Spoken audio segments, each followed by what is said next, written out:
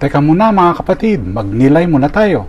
Alam mo ba na ang isang garden spider ay maaring muling maghabi ng buong sapot ilang ulit sa isang gabi kung ito ay masira? Kahit hampasin ng hangin, ulan o sirain ng mga insekto, buong tiyaga nitong inuumpisan muli. Ipinakikita ang pagtsatsaga at tiwala sa ginagawa.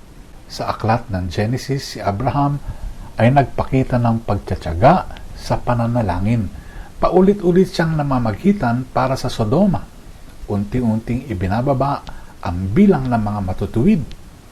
Tinuturoan tayo ng tagpong ito na manalangin ng may katapangan at pagtitiwala.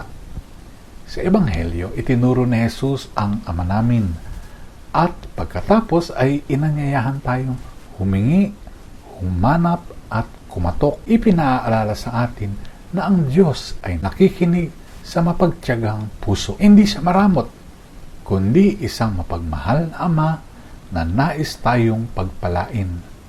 Sa sulat sa mga taga-Kolosas, ipinaalala ni Pablo na sa pamamagitan ni Kristo, tayo ay pinatawad. The record of our debt is canceled. Ito ang pinakadakilang tugon sa ating pananalangin.